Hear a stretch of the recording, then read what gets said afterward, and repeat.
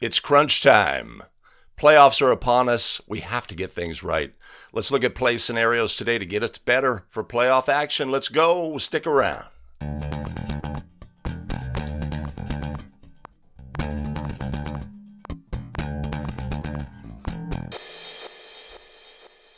Greetings, everyone. Welcome back to 5 Play Friday. Let's do it. Let's get started right away with a You Make the Call play. What do you have on this play? Let's take a look at play number 1.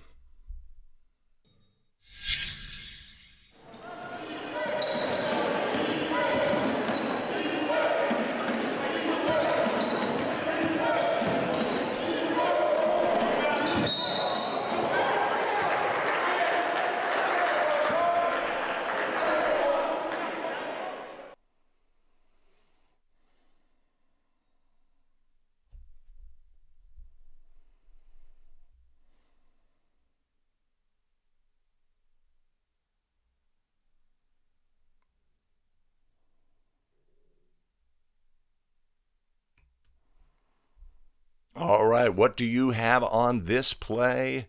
Call correct, call incorrect, make your ruling, put it in the comments below. Offensive foul, defensive foul, no call, call correct, call incorrect. What do you have on this play? And stick around to the end of the video. You know we're going to go over all of the things regarding play 1 at the end of the show today, but let's move on now to play number 2.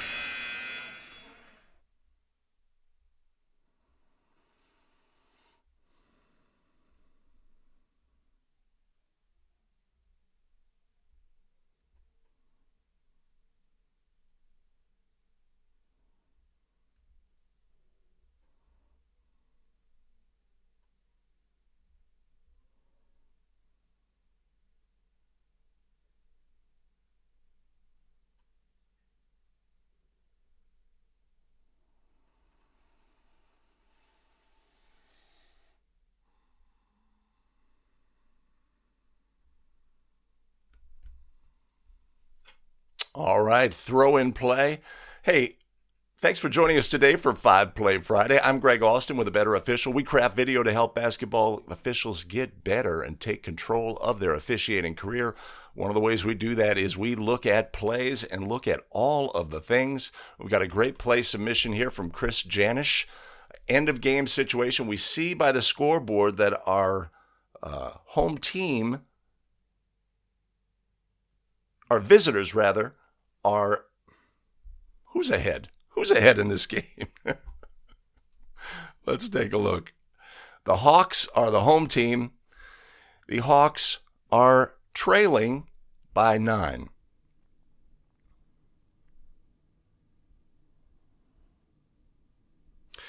Oftentimes in end-of-game situations, what is our approach? Don't miss anything on the team that is ahead, right? Don't give fuel to our opponents in a situation like this. Now, this is after a throw-in. Obviously, our administering official indicates the players can move along the end line. Player legally steps out of bounds. Their defender follows them and clearly violates the throw-in plane, right? The official maintains a count, right, properly, great timing on the count, etc. But what should have been our ruling on this play? We have an obvious violation by the home team, ahead by 9, late game situation, right? There's a lot to process, though, on a play like this. We've got players stepping out of bounds. That's legal, etc., right? We're making decisions. Are we going to take away an advantage that the throwing team has in this situation by ruling or issuing a delay of game warning for violating the boundary plane? There's a lot to process. In the end, though, we end up with a violation against the throwing team in a situation where we could have stopped the play and issued a delay of game warning on the opponent, right? This player legally steps out of bounds. Their opponent follows them instinctively, but violates the boundary plane in doing so. And this would result in a delay of game warning for that team.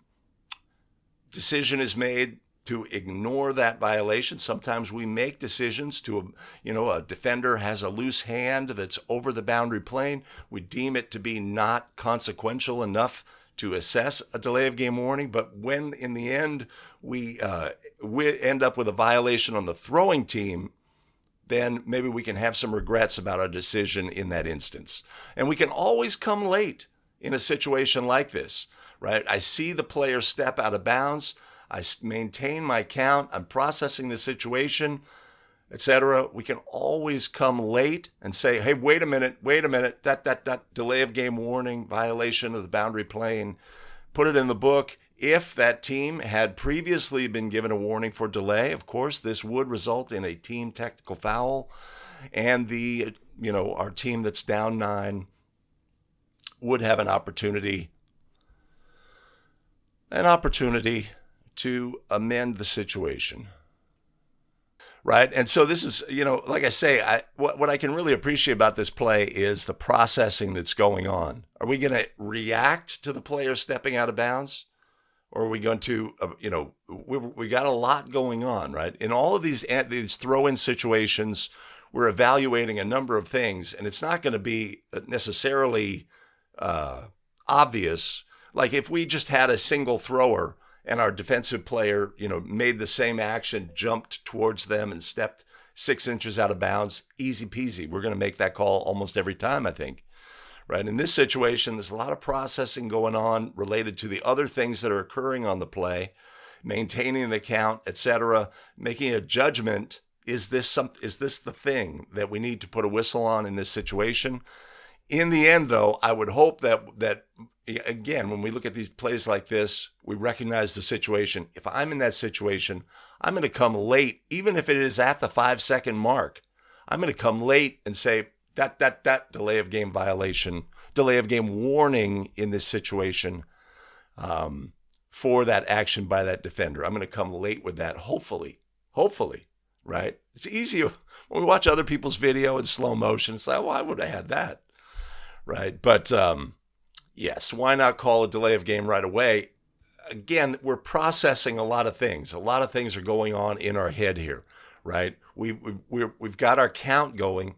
And it's we want that to be metronomic. We want that to be habitual. We want that to be uninterrupted, right? But we recognize what we have is this player coming out of bounds. And then the defender follows them. It's not something we see all the time, right? And I would say within a second or two, we're going to make a decision about the play. But certainly before we get to 5, or even as we get to 5, we want to give ourselves that permission again. Do we want a reaction whistle in this situation, or do we want a decision about whether to assess a delay of game warning, right? We don't want reaction whistles in this situation, I would say.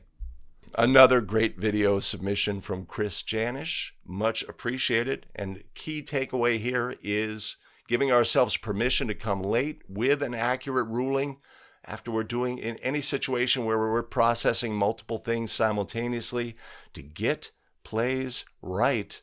That's what it's all about. And let's move on to our next play.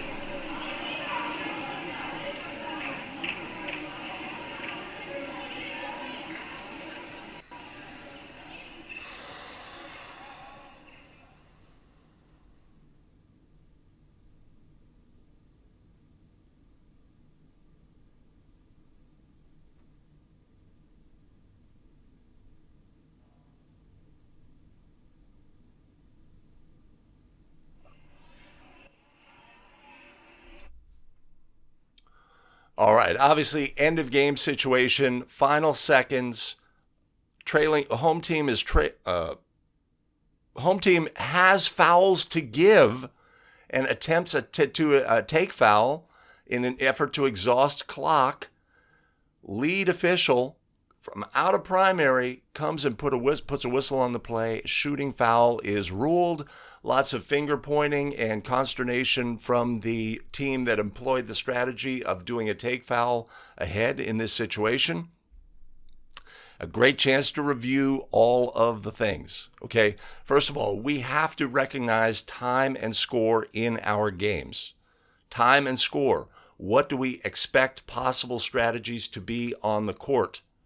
Don't let this situation surprise us, right? If we were coming out of a timeout somewhere in advance, a strategy that a team can use is to do a take foul to intentionally foul the opponent within the rule set legally.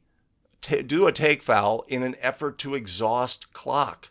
Right? We want to have that knowledge going in, and when they employ that strategy, to respond to it immediately. This player is attempting to foul this player intentionally.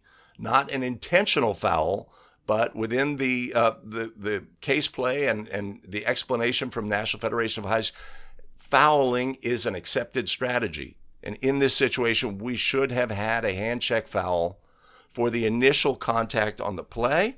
If we take a look at that, if it surprises us, again, we can come late. But let's take a look at the initial foul.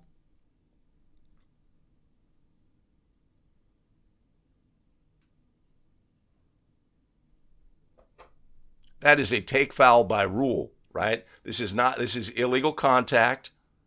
This does not an intentional foul. There's no unnecessary excessive contact, etc. This is acceptable. Right? If you felt that something untoward had happened, then we could potentially have a intentional foul. If you felt there was, they grabbed a jersey or pushed from behind or something like this, we should have a whistle from the center at this point. We do not. And our lead official from very far away then sees the hold on the release of the try and rules a shooting foul. Our officials come together. There's some communication between the officials, but the lead official accepts no information and rules this to be a shooting foul in this situation. And then we have lots of coach behavior to deal with after the fact as well. I think what the bottom line is, this strategy decision by our team caught our crew off guard. And we have to be ready in these situations, anticipating possible strategy, the way strategy is utilized by teams. If teams have fouls to give in closing second situations, they may foul in an effort to exhaust clock and basically extinguish the game by doing so. Even if we did rule a hand check foul here, we would expect on the subsequent play, when they still have a foul to give, that they would potentially employ that strategy as well. Something we obviously see at other levels utilized all the time.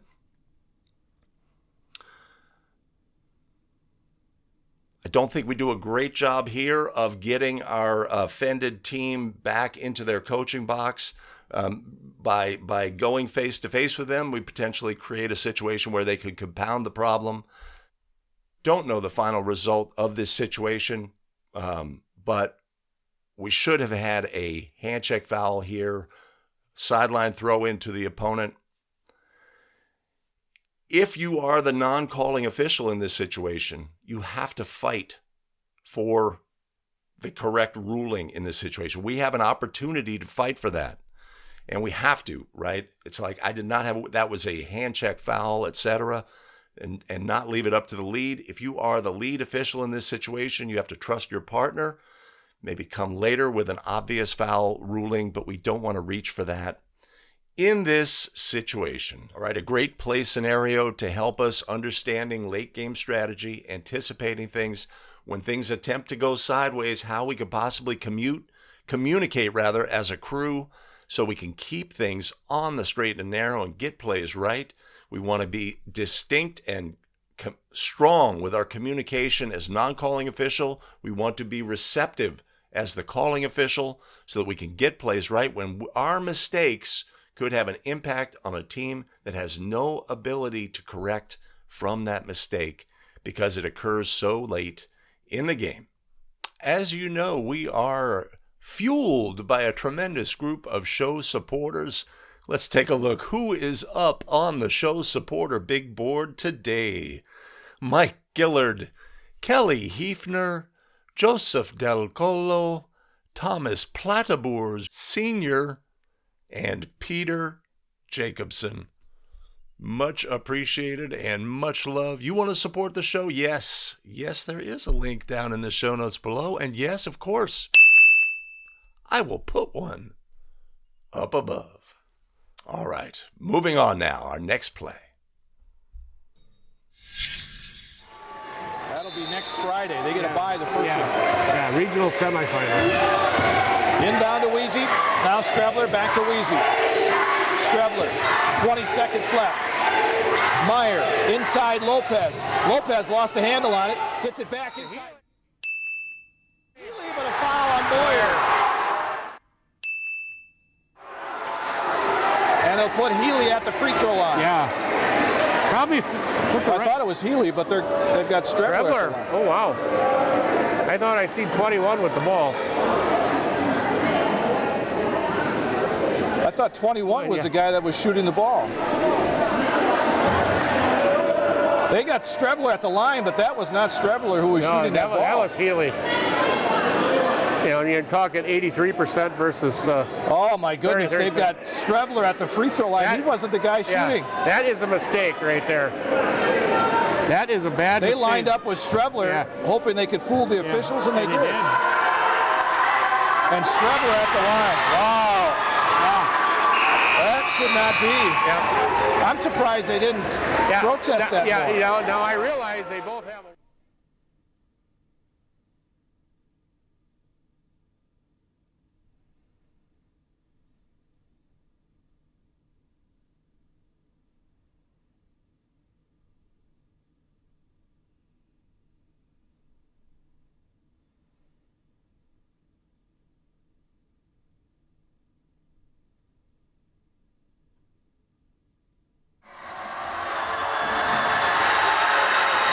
Misses, rebound Brown. 12 seconds, 10. Coach Geyer going to call timeout. Hazer in the corner for three. Oh, Boyer trying to get the rebound. He fouled him.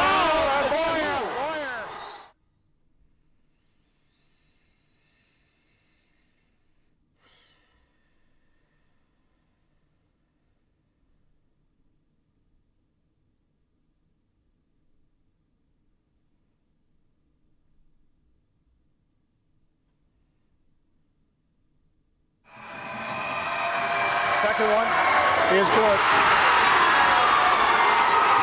4 seconds left. Brown will take the ball up.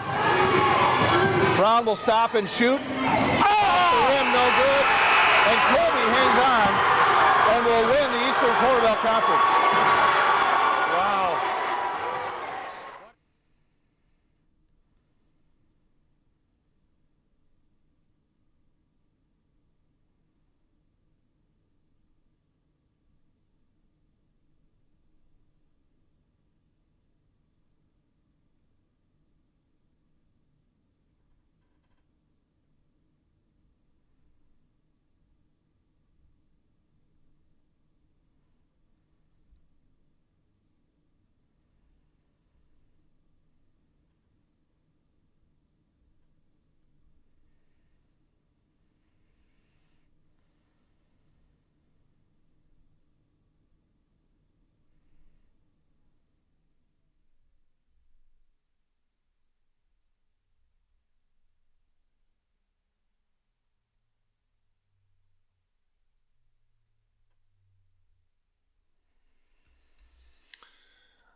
All right, drama in Wisconsin. 18-minute halves, 2 halves, This is the end of the game situation. We have a situation where we have an unsporting action by the team, by a player on the team who, knowing that they had not been fouled on the play, directs the player who was fouled to take a position on the lane. I'm a better free throw shooter than you. Our crew does not recognize. There's a murmur. There's energy from the players. No, that's the wrong player. You've made this wrong choice. The lead official does a good job recognizing, hey, wait a minute, I'm not sure. Goes to the calling official. We do not come out of this with a correct adjudication on this play. We allow the wrong player to attempt the merited free throws in this situation. How could we handle better, right? We have a definite unsporting action in this instance, and our crew does not know. Now, it's really easy to say, oh, well, we always know who our shooter is, etc.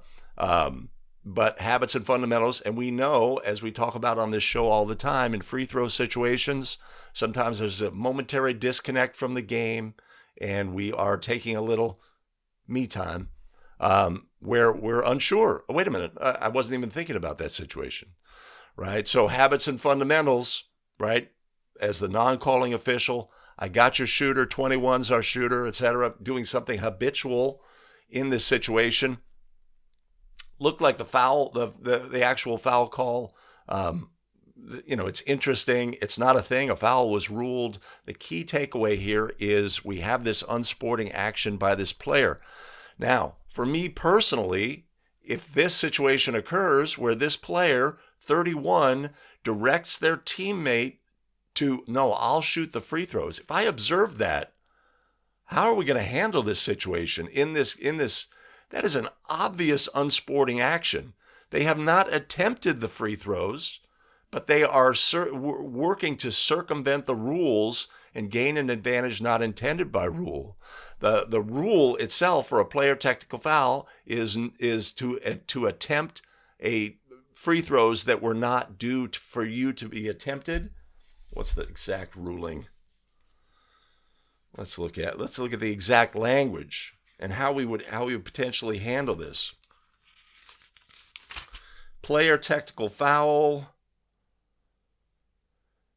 10-4-6.f, faking being fouled, comma, knowingly attempting a free throw or accepting a foul to which the player was not entitled. Do we have to wait? If I observe this player taking this action, of course, I would say, no, we're going to fix it. But this is an obvious unsporting action by this player. Are we going to not penalize? Are we going to lay in wait and allow the ball to be bounced to them, and as soon as they release, then we're going to assess a technical foul?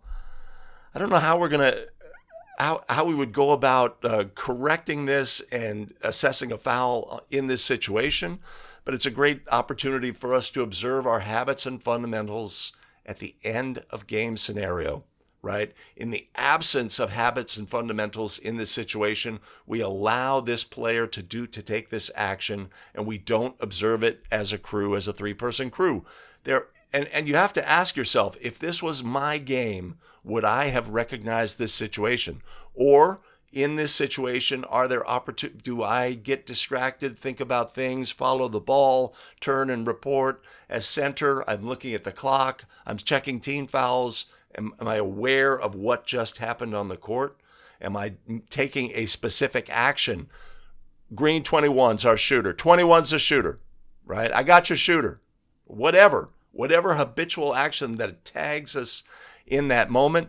And then if we are in a situation where this occurs in our game and the players say, that's the wrong guy. This has happened to me, certainly. That's the wrong guy.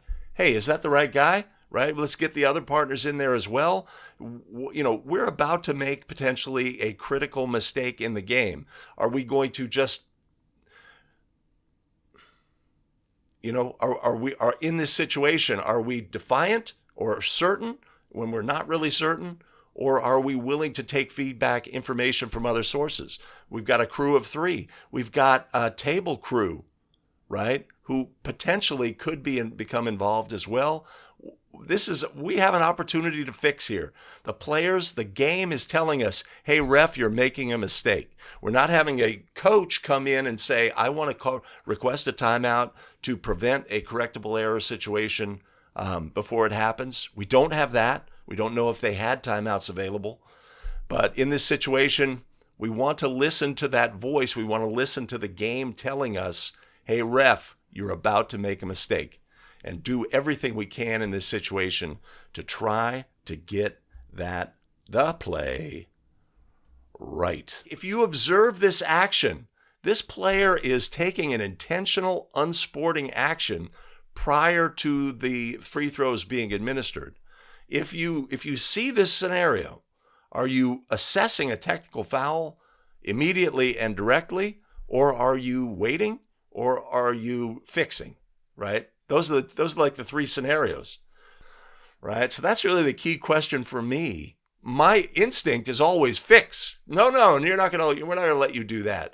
But this is such an obvious unsporting act, right? That I think if I saw this, especially having observed it now a couple of times, there was a play on a Facebook group, very similar, where it's an intentional action by a better shooting free thrower to take this action.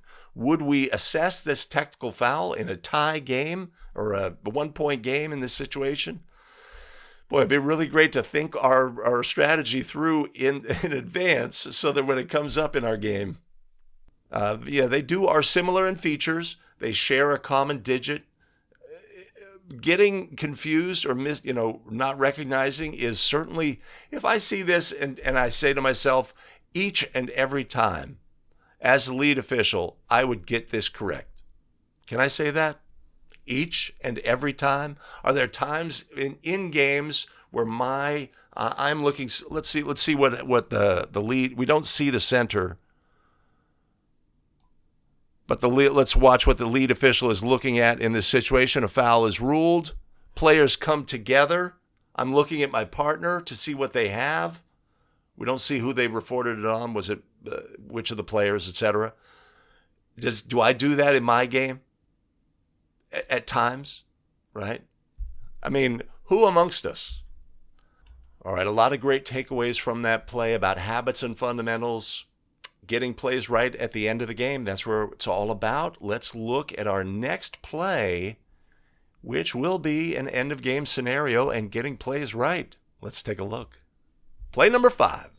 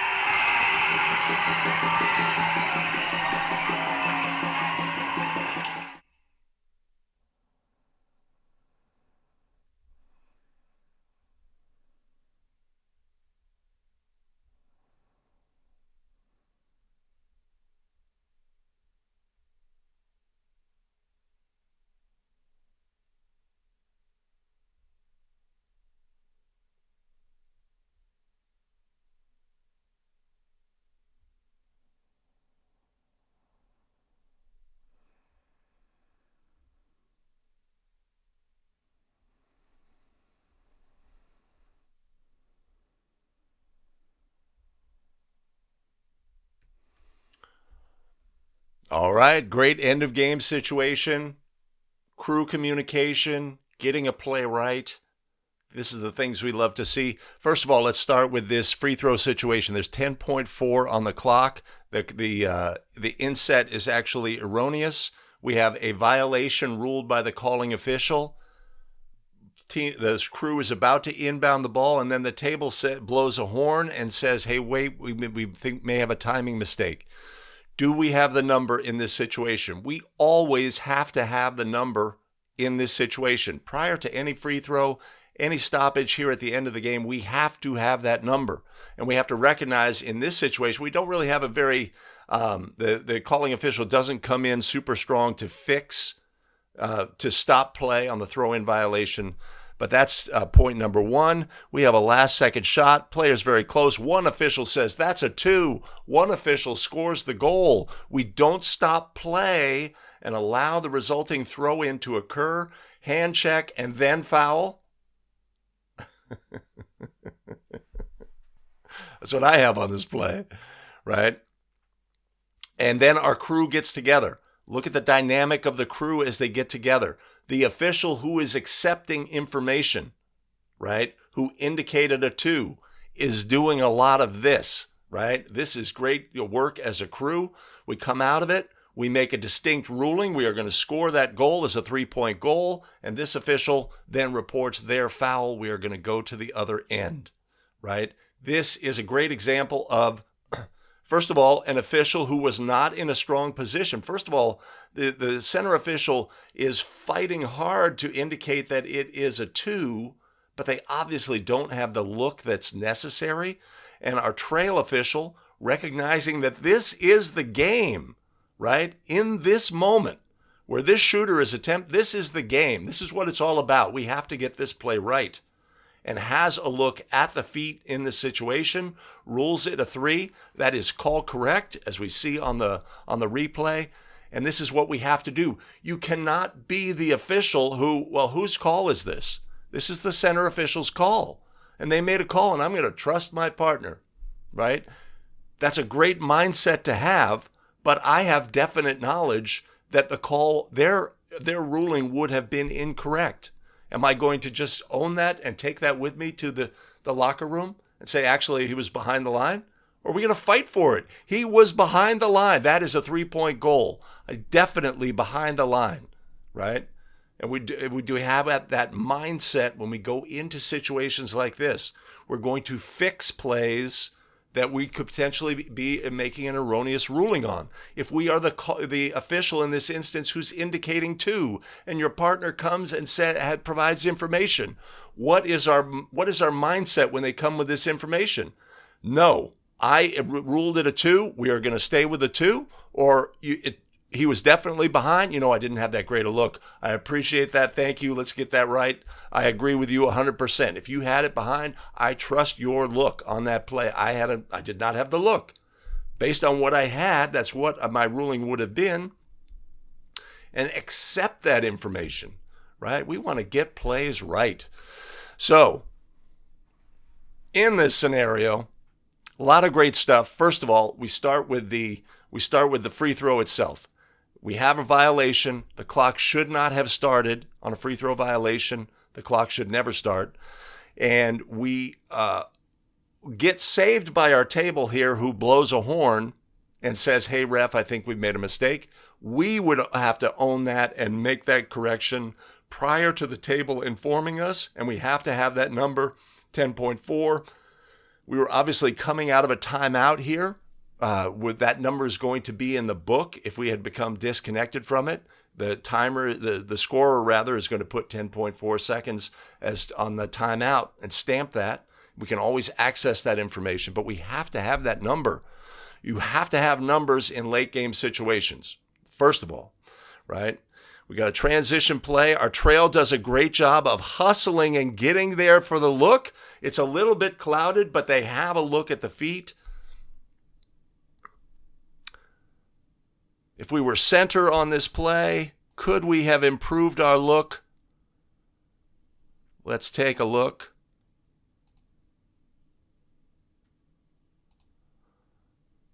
Yeah, we were a little slow getting up the court as center on this play. We would want to be at least here rather, observing. This first defender is going to belong to the trail. We want to pick up anything here. There's obviously some screening action here that doesn't rise to the level, etc., for us to look at. Don't feel that that's a key thing on the play. And in the end, we don't have a great look as center on the play. A question would arise, if you are the trail here and the ball goes in, do we withhold that information and see what happens on the resulting throw-in? Because our information is going to affect what the strategy would be of the opponent in this situation.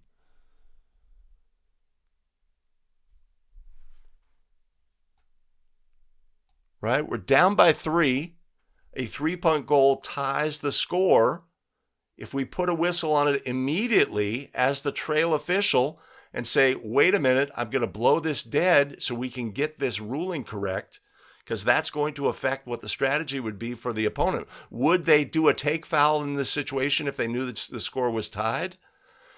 Boy, going to have to do some quick processing in that situation. Not an easy decision to make. Would have been better for the game in this situation. I think it would have gone to overtime.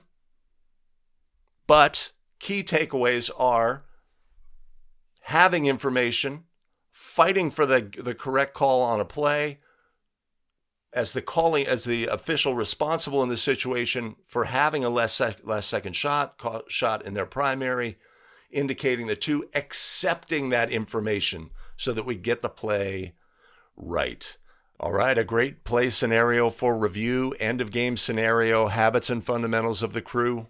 That's why we look at things. But let's go back. Let's go back in time. And let's review play number 1. What did you have on this play? Let's take a look back at play number 1.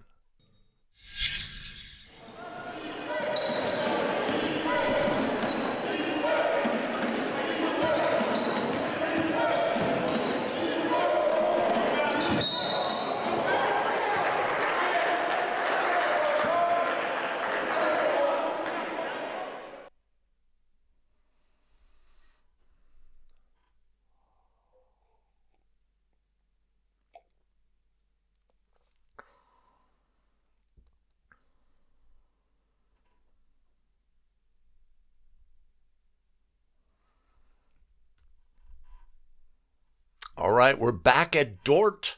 Dort, a favorite venue for Chris Janish, who submitted the play. Much appreciated. A great play for review, right? When we analyze our game video, we're always looking at what we're looking at, right play, right time, etc. We feel we're in great position to make a call, but for whatever reason, we've made the wrong call. And we do have the wrong call in this situation. This is an offensive foul by a player extending their leg into the path of an opponent, and the extended leg causing the opponent to trip and fall. These are all factors in our judgment on this play. Whether it's a defensive foul whether it is a no call or whether it is an offensive foul. We fall into one of those categories. In this situation, we get the call incorrect, in my judgment.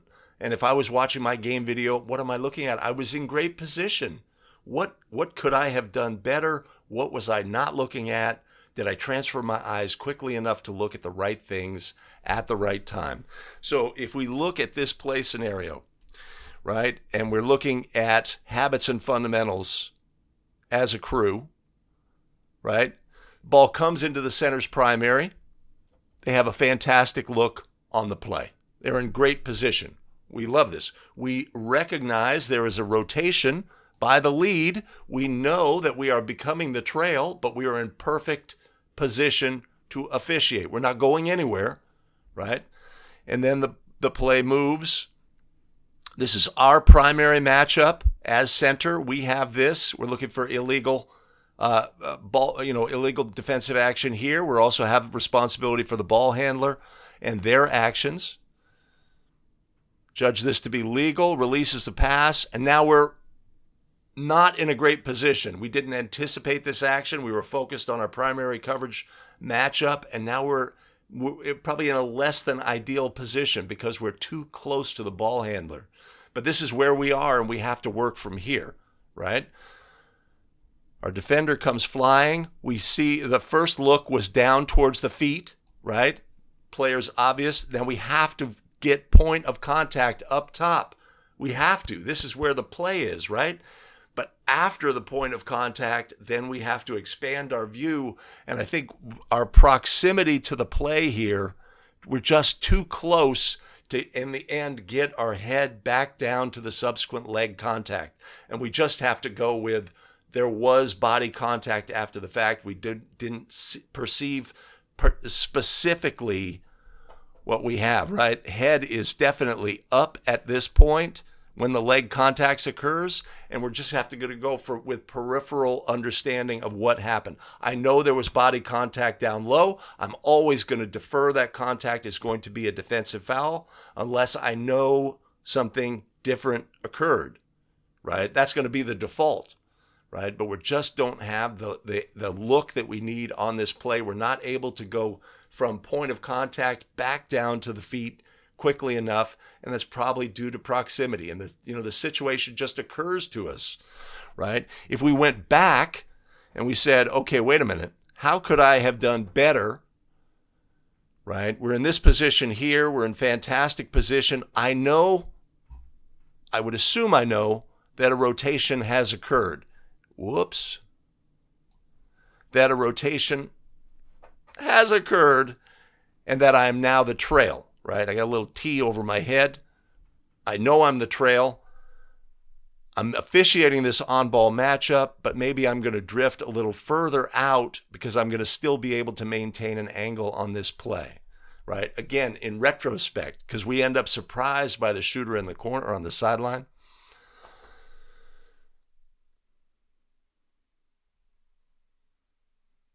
Yeah. So, but when we analyze our game video, right, we see I was on the play. I had what I thought was a great angle. I was exhibiting all the habits and fundamentals that I normally execute, right? But I got the play wrong. Well, why did I get the play wrong? A lot of times when we look at plays, it's because of proximity. I was too close, right? We see that on end line out of bounds plays, where as lead, we're too close to the end line. It passes in front of us. And we don't have the ability to have the proper perspective on a play, right? So much appreciated that Chris Janish submitted this play. If you have a play for submission for 5 Play Friday, I will put a link down in the show notes below, and you could submit your play. We're always analyzing all of the things when we look at plays. Call correct, call incorrect, habits and fundamentals, so that we can get better as basketball officials. It's that time of the show. What time? Time to look at a bonus play. Let's go!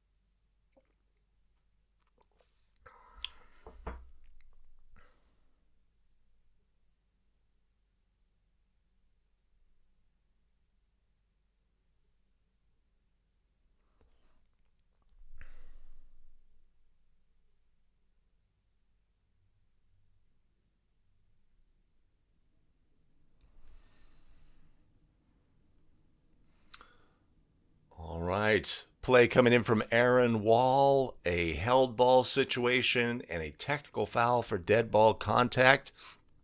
Let's look at all the things on this play. Right, a great example of moving from center to trail. I think we moved from center to trail. Habits and fundamentals, positioning to have an open look, right? We are here, center official. We're in great position, just like on the previous play. We have an open look on a corner three-point matchup. We recognize we're looking at the right things. We perceive the lead coming across in this situation. Now, we know that we're trail in this situation, so now we can release and try to get an angle on subsequent action. Got to get a ball caught at the elbow. And the look is improving. Ideally, we'd be here to see that swipe down, but our center has that swipe down from there.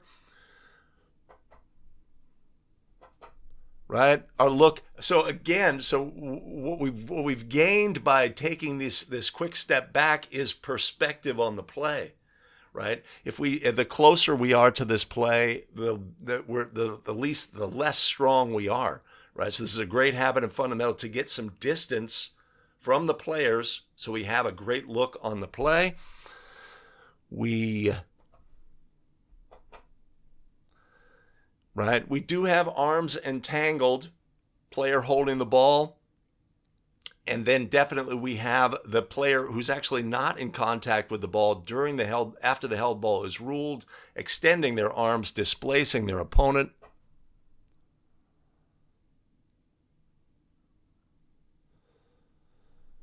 Technical foul is assessed.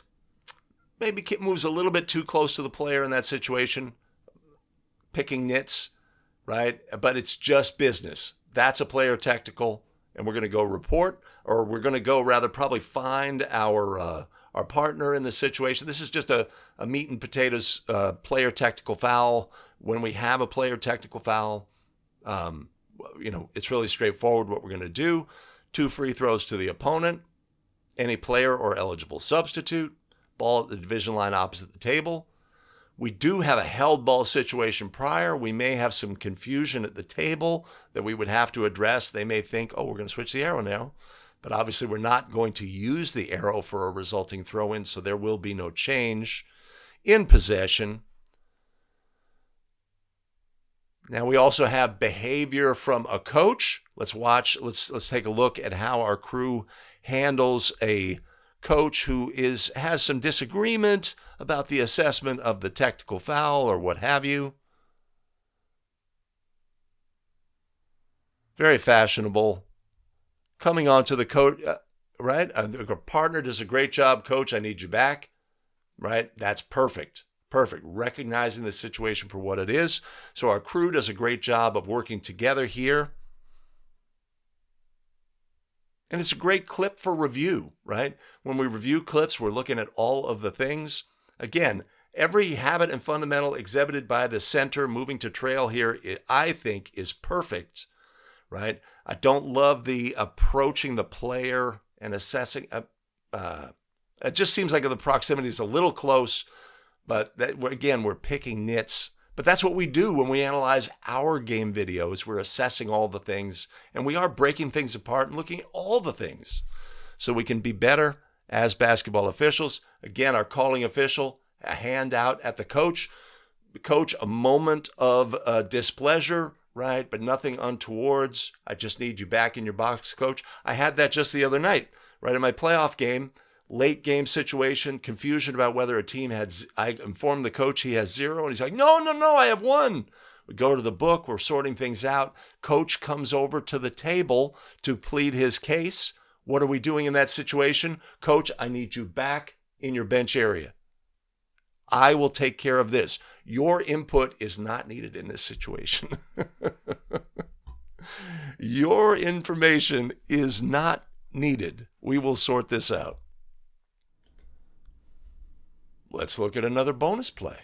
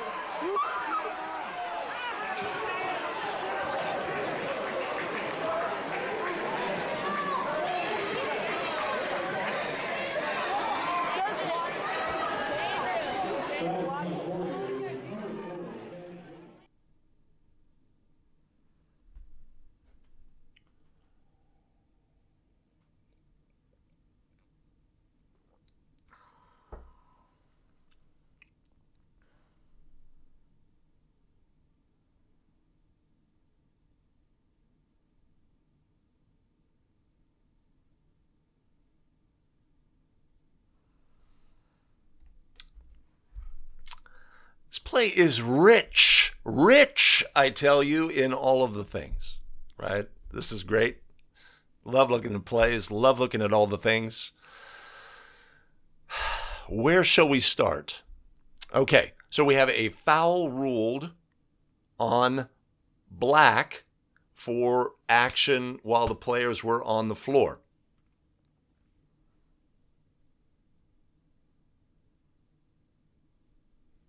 Okay.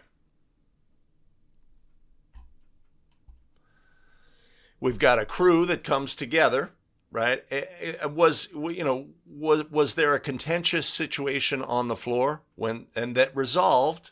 But there was a contentious situation on the floor. There was a little get off me energy in the after the players got up. Are we as a crew behaving correctly in terms of observing what happens as the players move down the floor?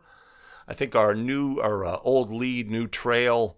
We have two officials come together. They, get distracted by the basketball, etc. We could improve that and be aware, at least be aware of what's going on with the players on the court. I don't think this was a send them to their bench situation, right? But we have a foul ruled on Black. It's not a bonus situation. Was it a team control foul? Did Black have possession of the ball? The ball got loose, right? This is something we have to be aware of. This is a shot clock state, right? There's a shot clock involved. So we have to be aware if there was a change of possession. That's something we're looking at as well. Player shooting the basketball while it's dead. Can you do that?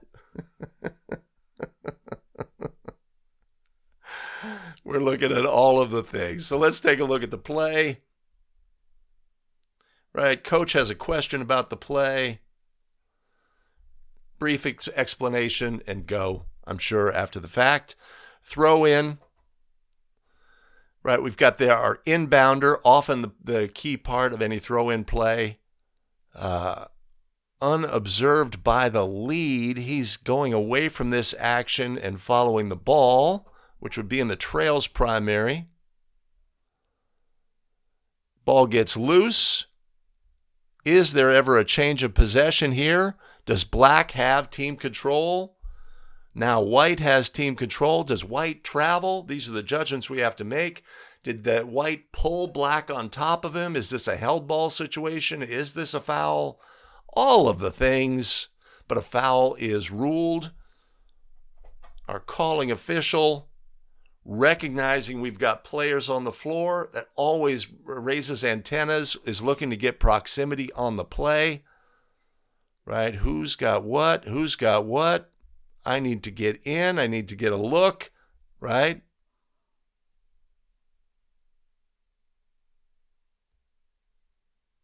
And in the end, that's our ruling. That's neither here nor there, right?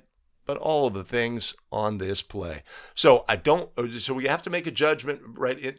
I call this sort of like the twilight zone. When the ball gets loose and we have a resulting foul, we have to be aware this could possibly be a team control foul. If it had gone the other direction, that would affect whether we shoot bonus free throws or not.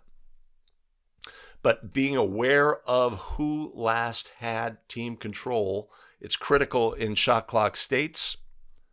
Something we have to be aware of. I think we could have done a much better job here at the end as a crew managing this conversation while tension released and players moved down the floor. That's what I have on that play. Appreciate you joining us today for another great episode of 5 Play Friday. If you would do me a favor and do all the things, if you hit the like button, found value, it really gives us a boost on YouTube, gets the video in front of more basketball officials so we can all get better together. And do allow me a moment to thank those who fuel our broadcast, our tremendous show supporters. Who is up on the big board? Mike Gillard is, Kelly Hefner, Joseph Del Colo, Thomas Platabors Sr., and Peter Jacobson. Much appreciated and much love. Of course there was one. There's a link in the show notes below, and yes, I will put one up above. Of course we have it. What do we have? Additional video content. Where is it? It's right here. I've got a great video for you here, an additional video for you here. Make a choice. Choose wisely. We'll see you in the very next video. Take care, everybody.